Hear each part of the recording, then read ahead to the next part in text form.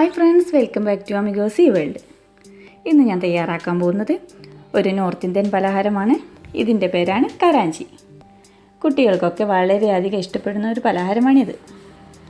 അപ്പോൾ channel subscribe ചെയ്യാത്തവരാണെങ്കിൽ ഒന്ന് സബ്സ്ക്രൈബ് ചെയ്തേക്കണേ. അപ്പോൾ വീഡിയോയിലോട്ട് പോവാം. ഇതിനായിട്ടൊരു ബൗൾ ഞാൻ ഇവിടെ എടുത്തിട്ടുണ്ട്. ഇതിലോട്ടൊരു 1.25 കപ്പ് മൈദ ഇട്ട് കൊടുക്കാം.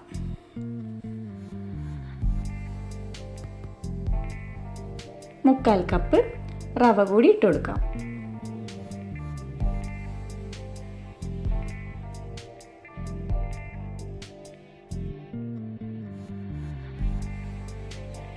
ഒരു പിഞ്ച് മഞ്ഞൾപ്പൊടി, 2 ടേബിൾ സ്പൂൺ നെയ്യ്, എല്ലാം കൂടി നന്നായിട്ടൊന്ന് മിക്സ് ചെയ്തെടുക്കാം.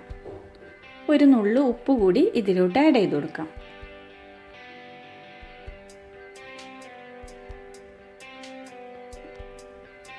ആവശ്യത്തിന് വെള്ളം കൂടി ചേർത്ത് നന്നായിട്ടൊന്ന് കുഴച്ചെടുക്കാം. ഈ ഒരു പരുവമാവുന്നത് വരെ കുഴച്ചെടുക്കാം നമുക്ക്. ഇനി നമുക്ക് ചെറിയ ചെറിയ ബോളുകളായിട്ട് മുറിച്ചെടുക്കാം. ഇത്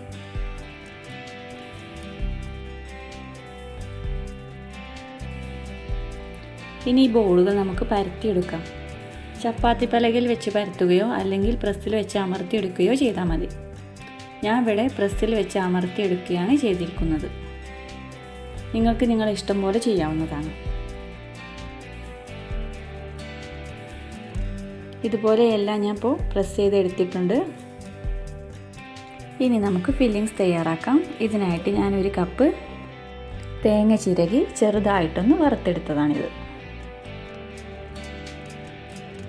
5 ഏലക്കായ പൊടിച്ചത് കൂടി ചേർത്ത് കൊടുക്കാം ഇതിലോട്ട്. 1 ടേബിൾ സ്പൂൺ എള്ള് വറുത്ത് വെച്ചതാണിത്, ഇതും കൂടി ചേർത്ത് കൊടുക്കുന്നുണ്ട്.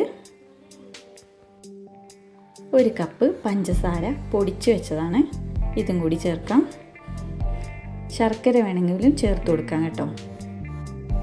എല്ലാം കൂടി നന്നായിട്ടൊന്ന് മിക്സ് ചെയ്തെടുക്കാം.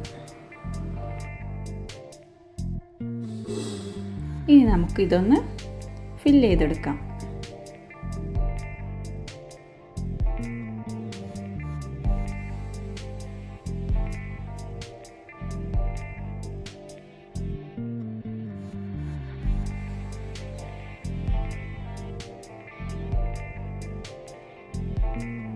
ഇപ്പോൾ എല്ലാതും ഞാൻ ഫില്ല് ചെയ്ത് വെച്ചിട്ടുണ്ട്.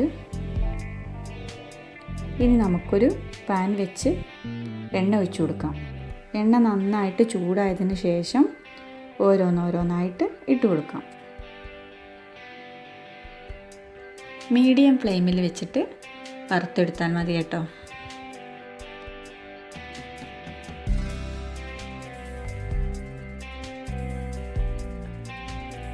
ഇനി ഇത് ഓരോന്നായിട്ട് നമുക്ക് മറിച്ചിട്ട് കൊടുക്കാം.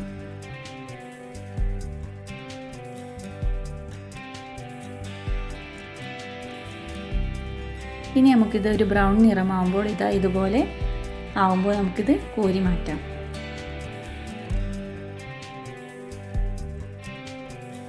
അപ്പോൾ കരാഞ്ചി റെഡി ആയിട്ടുണ്ട്.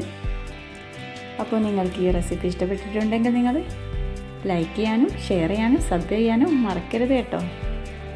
Thank you.